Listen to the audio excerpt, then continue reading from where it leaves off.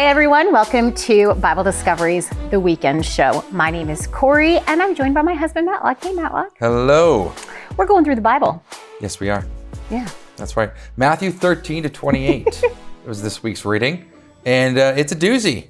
It's a doozy. There's a lot of controversy that can happen in such a short amount of gospel. That's right. You know? Tons of, yeah. Well, it's Matthew. We actually, most of our questions throughout the year usually pertain to Matthew, I've noticed. Do they? After I haven't noticed that. After studying it, after gathering the questions, seeing what people are asking, most of them pertain to Matthew. So, okay. Yeah. But anyways, that's that. Corie, let's start off. Okay. With the opening question. Jump right in with your questions. Let's jump right in. All right. This is from Tarek Roberts, 6444. And he asks regarding Matthew 5 and chapter 5 and 19. Question for future discussion. Referring to Matthew 5:32 and 19:3-9, why was Jesus so strict regarding divorce? I realize divorce should be avoided, but the law of Moses did allow it. Is it indeed a sin to divorce unless there was an affair? Is it a sin to marry a divorced person unless the ex died? Does it depend on the context of the culture? I've heard that some people during Jesus' time were not following the spirit of the law. All right, Corie. All right, loaded questions about marriage. Okay, so cultural context does matter, but it does not change God's morality. It might change, and it does often change, the way we apply God's morality, but God's morality stays the same. It is consistent yesterday, today, and forever. So when we're dealing with marriage, it is actually helpful to recognize that marriage today in a cultural Western context is very different than marriage was in Jesus's day and age. Even in the Old Testament time period. So we see a main difference between marriage of the Old Testament, the biblical time period, Old and New Testament, and marriage in a Western Christian context is that in our Western Christian countries, we have given women legal human rights, which means that a woman can get a job. So if she's not married, if her father has died, if she doesn't have a brother who's willing to take care of her, she can still land on her feet because she can go out and get a job. Now, you can think many, many multifaceted things on women's rights and all of this, but that is a fact. In our Western culture, that is what it is. So a woman is not dependent on her husband or her father or her brother in a Western Christian context for survival of her basic needs. In the time period of the Bible, the ancient Near East, women were largely dependent on their husband or their father or having a living brother or a good, willing brother to provide for their physical needs.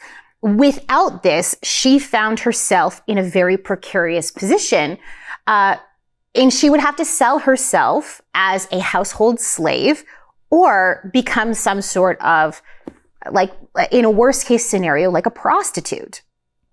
So there's problems with all systems that we have in life, but it's important to note these differences. So for example, this explains why in Matthew chapter 5, for example, when Jesus says that if you divorce your wife, you're causing her to commit adultery because she then has to get married again if her father's house isn't willing to support her because she's going to outlive her father. So if her father's house, whoever takes over that house, isn't willing to support her, or she's going to have to become a household slave or a prostitute or something of that nature. Now, there were, of course, exceptions to this rule. Women who were extremely wealthy, women could have businesses, especially in the Roman Empire.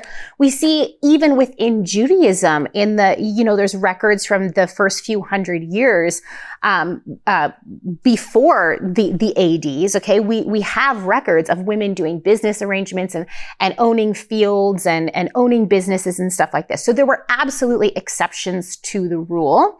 But generally speaking, women were dependent on their relationship with men for their very survival and the survival of their children.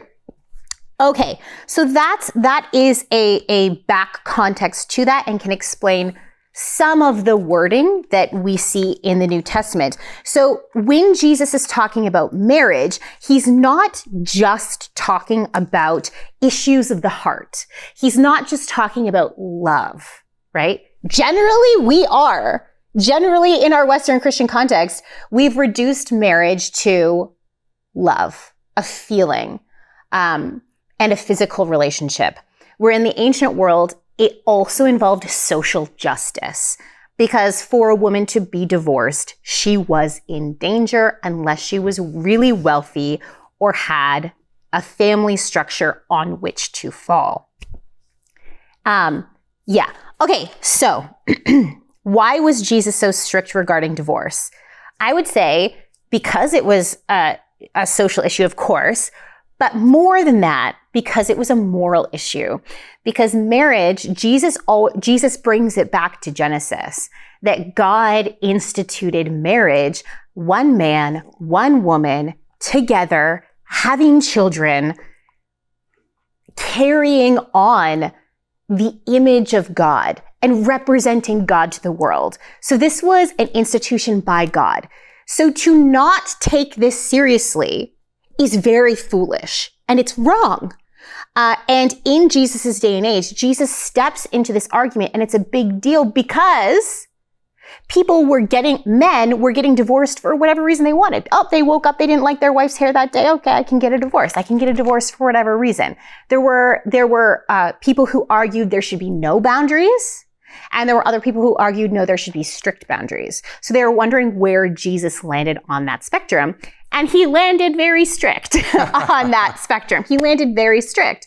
So Jesus is trying to get them to think differently about the institution of marriage. This isn't something that is supposed to be about your preferences. And this is where God's truth goes across all cultures. It speaks beyond social justice issues. They're gone now for a second, right?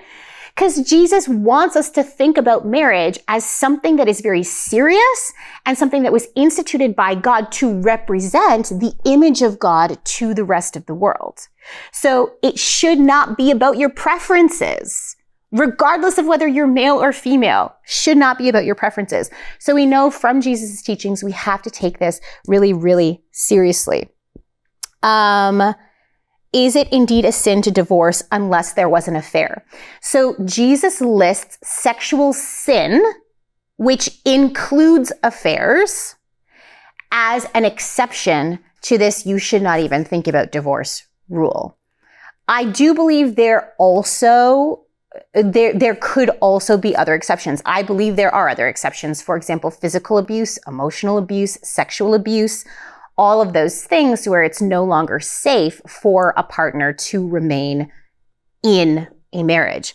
Now, that doesn't mean that I think that we should just get divorced willy-nilly, or that if we separate ourselves from our spouse for our own physical, emotional, or spiritual protection, that doesn't mean we don't have a responsibility to that spouse as well.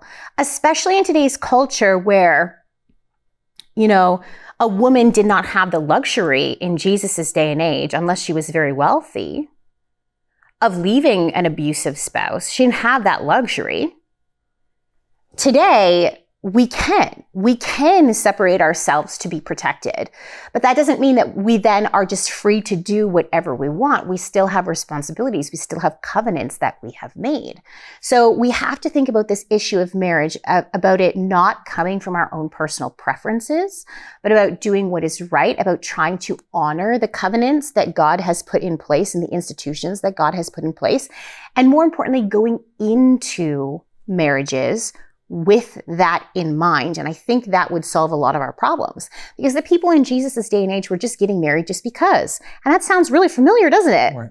we are also getting married just because in our culture today. What do you help me out here, Matlock? all right, Add some other stuff. Okay, so there's a couple things. First of all, let's just read the verses too, because I actually think that there's two different types of marriages here. There's marriage among believers, a believer and a believer, and a marriage between an unbeliever and a believer.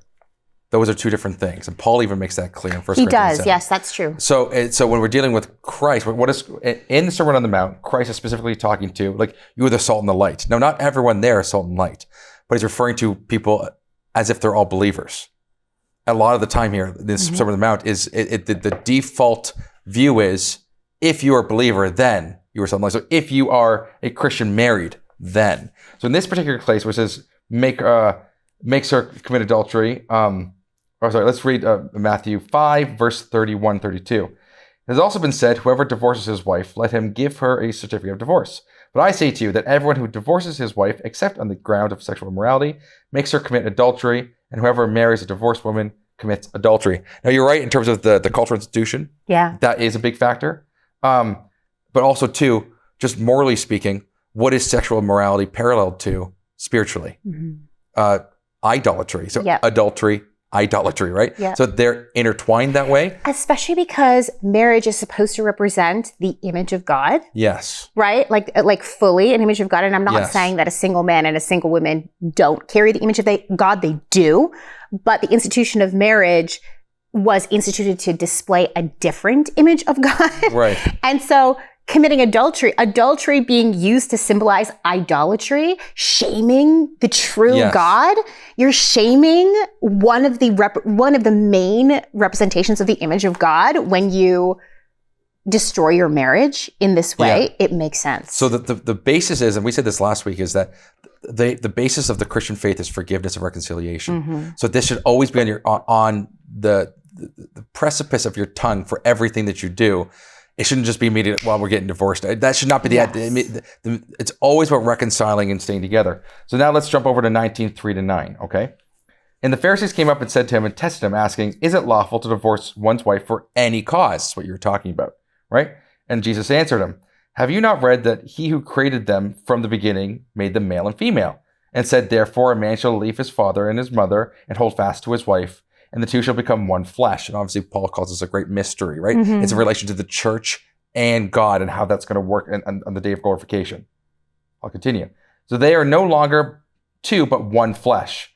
What therefore God has joined together, let not man separate. So in other words, the union of marriage, if it's truly a Christian man and Christian woman, that union is bound by God. And so man can't separate it, right? And Christ makes that one exception, except for sexual immorality. Then we continue. And he said to them, because of your hardness of heart, Moses allowed you to divorce your wives, but from the beginning it was not so. And I say to you, whoever divorces his wife except for sexual immorality and marries another commits adultery.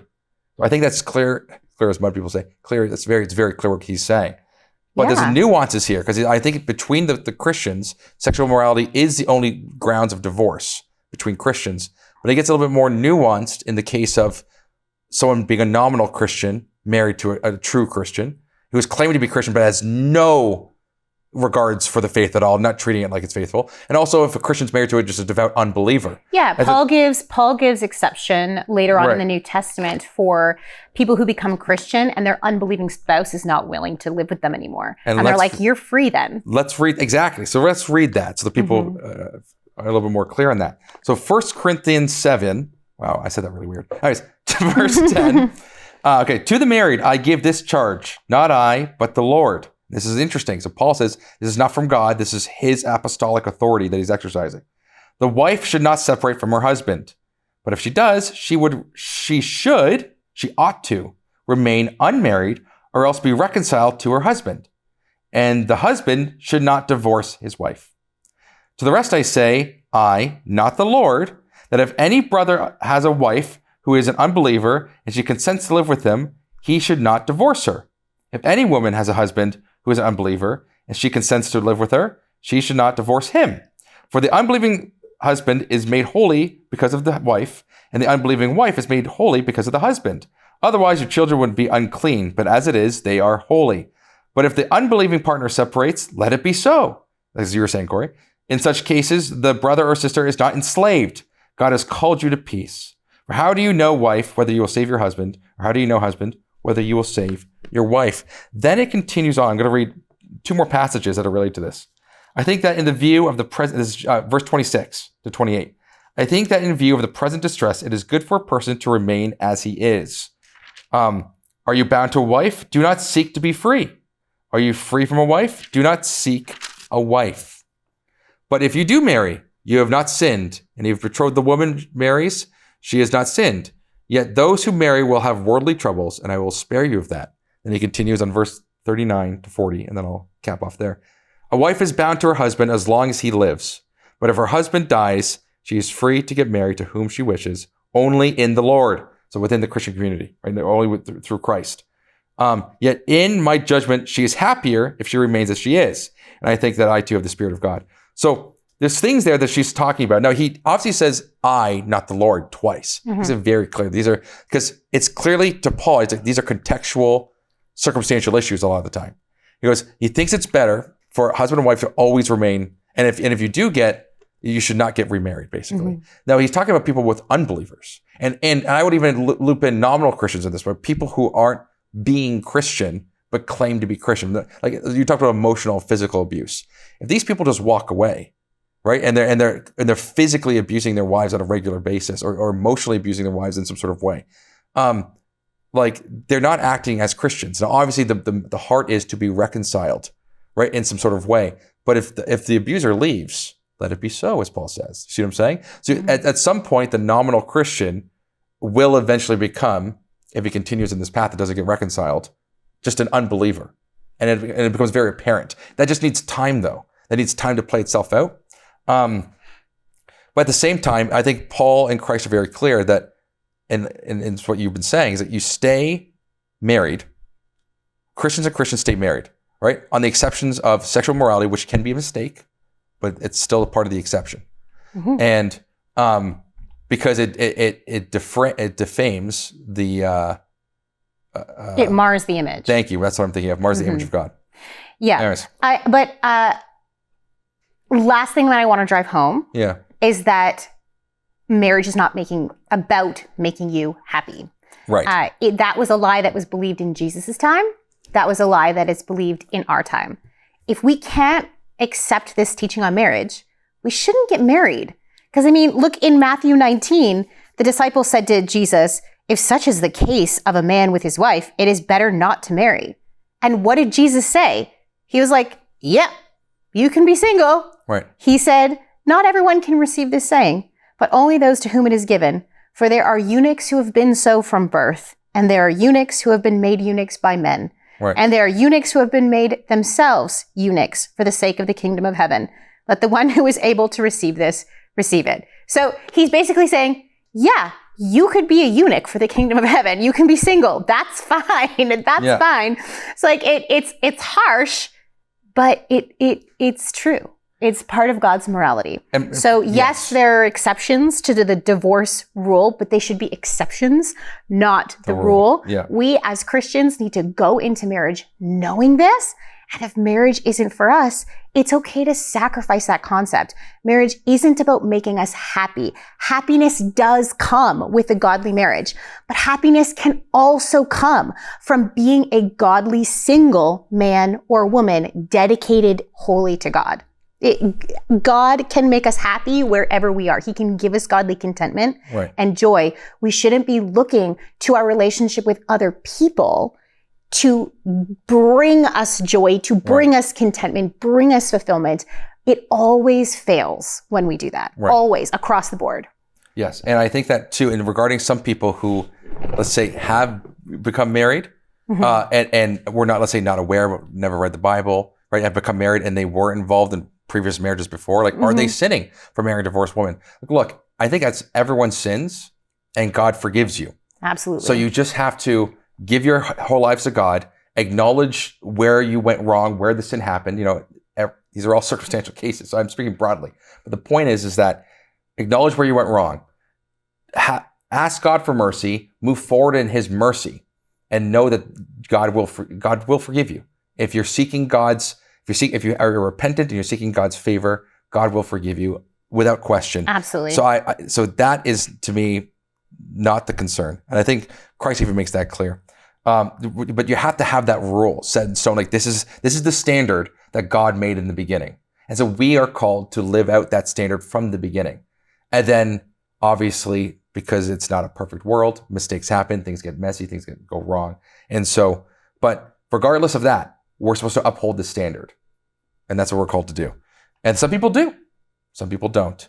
And the other standard that you were talking about is not to get married at all. And Paul says, at this present time, because it's so evil, you'll do well if you get married, but you'll do better if you're not. So it's Paul's cynical commentary of the world. But there. Again, yes. Paul does say, "This is I, not the Lord," twice, and that's what's really important. It's not like everyone does better. He's adding to Jesus' teaching on marriage. He's not like deviating from it. He's like fully explaining it in his authority. That's exactly right. Yeah. Anyways, I think that's good. Okay, we need to move on because we spent a million years on this question. Yeah, okay.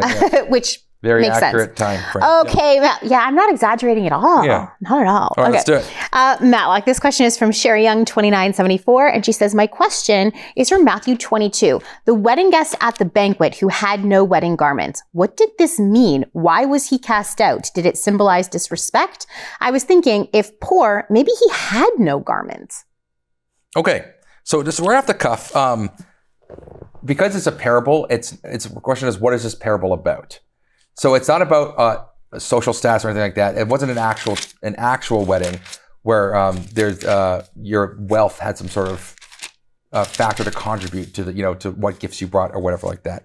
This is a symbol. The parable is a symbol of Judgment Day and what's going to happen to believers, or those who are invited and are truly true believers. Right? They get invited to the wedding day. They're part of it, and those who are not part of the final feast are not allowed in the wedding. And so they go to the outer darkness or whatever it is.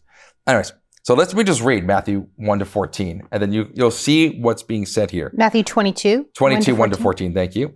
Again, Jesus spoke to them in parables, saying, the kingdom of heaven may be compared to a king who gave a wedding feast for his son.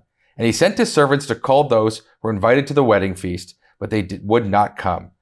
Again, he sent other servants saying, tell those who are invited, see, I prepared my dinner. My oxen and my fat calves have been slaughtered, and everything is ready. Come to the wedding feast. But they paid no attention and went off, one to his farm and another to his business, while the rest seized his servants, treated them shamefully, and killed them. Right? Well, that's supposed to be Christians. Okay. Right. The king was angry, and he sent troops and destroyed those murderers and burned their city. By Christians, I meant the prophets. Okay. The servants. The servants. Yes, sorry. The servants that were killed were the prophets of old, is what I'm trying to relate to. The king was angry, and he sent his troops and destroyed those murderers and burned their city. And then he said to the servants, the wedding feast is ready, but those invited were not worthy. Go therefore to the main roads and invite to the wedding feast as many as you find. Go out into the world, right, and preach the gospel, disciple, right, and baptize those in the name of the Father, Son, and Holy Spirit. Yeah, so this looks forward to the Gentile inclusion into the kingdom of God rather than just the Jews. Now it's Jews and Gentiles. That's exactly right. And those servants who went into the roads and gathered all whom they found, both bad and good. So the wedding hall was filled with guests, both bad and good. That's important. Okay? But when the king came to look at the guests, he saw that there was a man who had no garment on. Because long story short, they gathered everyone for the wedding feast. It was both bad and good, and they're in the kingdom of heaven. Okay, like on earth as it, right? They're on earth, right? But some aren't wearing garments because wedding garments, they're not naked. Yes. Wedding garments. Wedding garments. Yes, that's right. I was like, this mental picture just went weird in my mind. They are wearing garments. When the king came to look at the guests, he saw there was a man who had no wedding garment. Okay, so the king comes in. That's important because when Christ returns, right? And he said to him, friend, how did you get here without a wedding garment?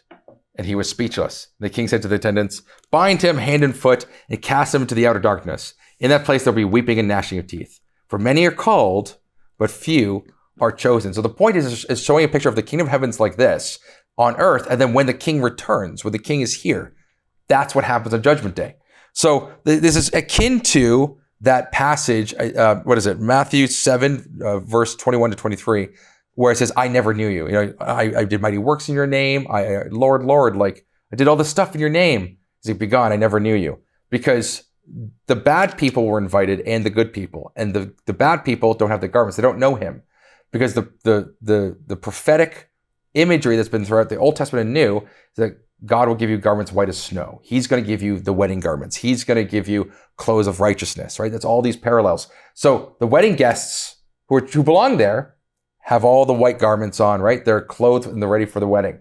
But those who never actually, who are just nominal Christians, let's say, or those who were invited but never did anything about it, they just like, oh yeah, that's great. That sounds like fun. Yeah. They're the ones who don't get it. So it has nothing to do with social status or your economic status. It has everything to do with a parable for the end times. And the concept is that the king provided wedding garments. Yes. And then, so this person choosing not to put them on is the ultimate insult. Right. He's speechless. He doesn't have anything to say. If he was poor, and that's why he didn't have a garment, he wouldn't be speechless. He could say, I didn't have enough money to buy wedding garments. Right. But like Matlock said, it's been established in the Old Testament that God is the God who clothes us with righteousness. So you look at Ezekiel chapter 16, where God sees this image of Israel as naked and bloody and finds her and clothes her. Yeah. More specifically in Zechariah chapter 3,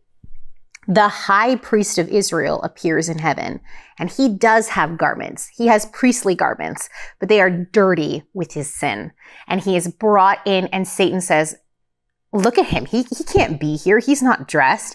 And God says to the angel, dress him in the appropriate garments. And he gets white, clean, priestly linens put on him. So this idea is that even our best work, even the high priests among us are basically dressed in rags before God. But God is so good that he himself provides the righteousness, right? So that's why Paul will later say, we put on Christ's righteousness as a garment. Right. So yeah, it all works together. And that imagery begins in Genesis where God clothes Adam and Eve when they realize they're naked, right? And he kills a lamb and he gives them clothes. So that image is what it carries onwards. Anyways. I think we should squeak in one last question.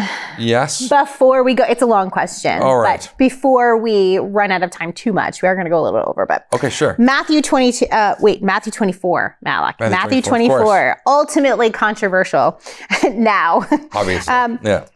Okay. Pamela M. asks, this one is from the New Testament. Please explain Matthew 24, verse 34, when Jesus said, this generation shall not pass away until all these things take place. What do you believe Jesus was meaning when he said, this generation? In my human mind, I put this in the category of God's mysteries because I would consider that generation already passed away. And I know what Jesus says is truth. Okay, so yes. Thank you, Pamela, for the question. So off the cuff, you said something that's really interesting to me. Okay, so there's different views on this. Okay, there's different views on what this means. It's partial preterism, which holds to like, oh, this portion refers to the past, right? And this portion is going to happen in the future. There's like a double fulfillment where it's like, okay, well, this mostly happened, but it's all going to be fulfilled at the end of time, right? And then there's different interpretations for what all these things mean and what this means, like this generation. Some people believe that this generation means to the future, right? When Jesus said this generation, he was referring to the generation of the future that's going to take place. Or,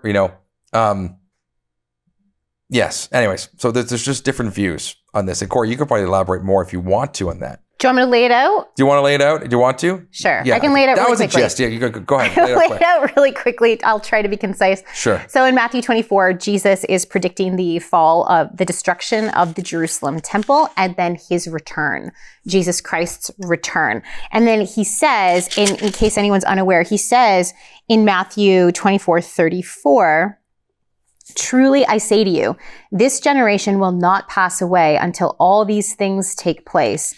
Verse 35 says, heaven and earth will pass away, but my words will not pass away. So then we're left with this conundrum.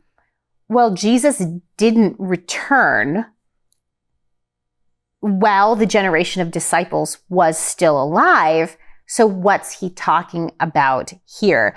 And so some people point to the destruction of the temple in AD 70, for which some of this generation was still alive. Some of them had already died, but some of that generation was still alive to see the destruction of the temple in AD 70 as a historical event. It totally happened.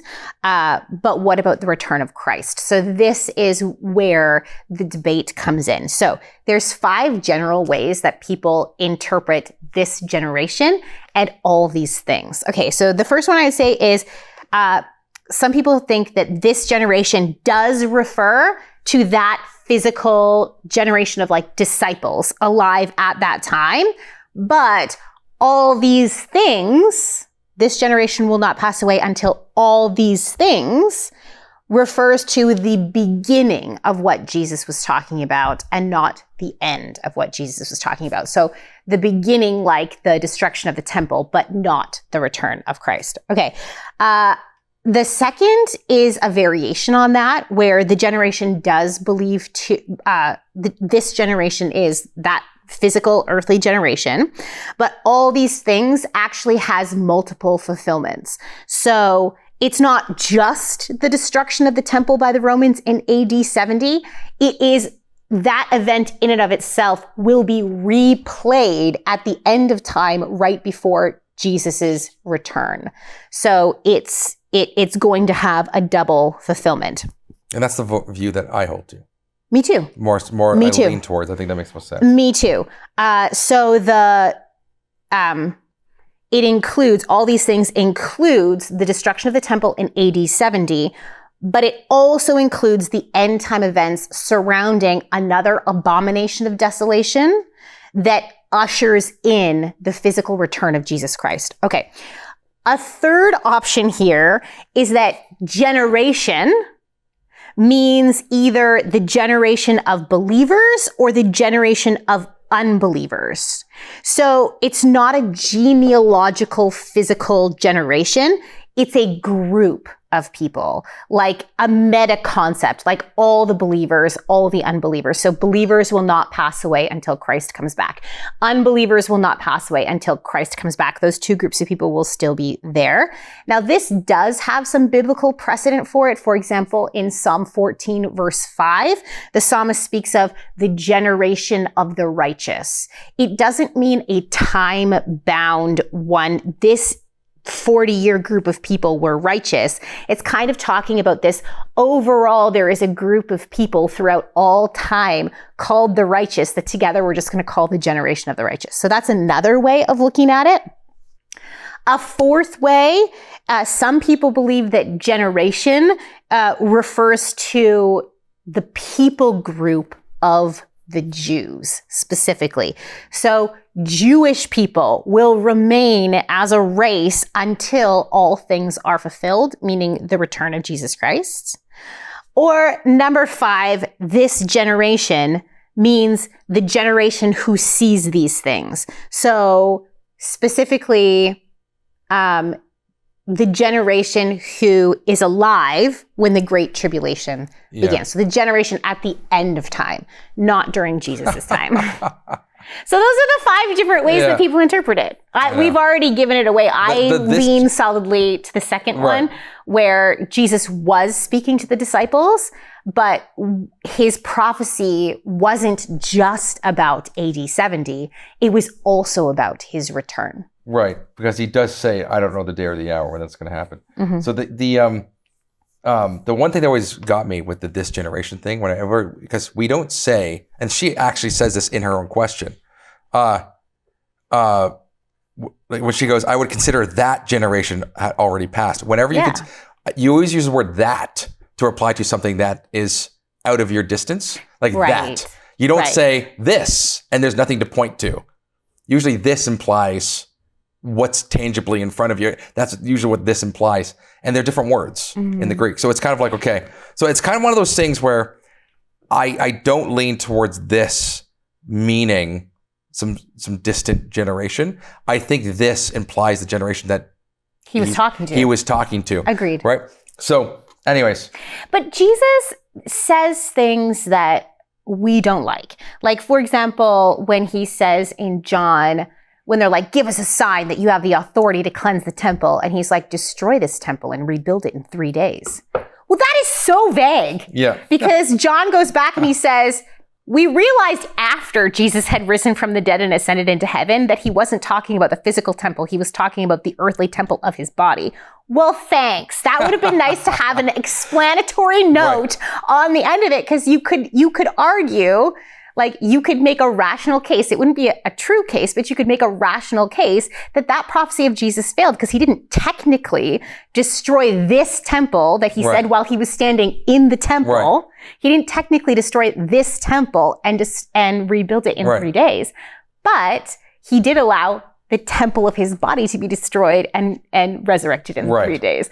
So it's not always like this nice, clean-cut one-for-one that we would like it to be. Of course not. And that's just language itself. That's just language. Also, too, well, thank goodness it's not like it's a clear rule. Like, imagine the Bible's full of these things and you had to follow these rules. Like, this is like enigmatic prophecy of the future where it's like, okay, you could be wrong. It's just, you just trust in God on the core of it. But thank God it's not like, hey, like, you have to follow this now to a T, right? It's like, it's nothing like that. Anyways, but I think that your generation comment's really well taken, because the idea of the generation spanning, Psalm 14 verse 5, which you're saying the generation being generation of the righteous.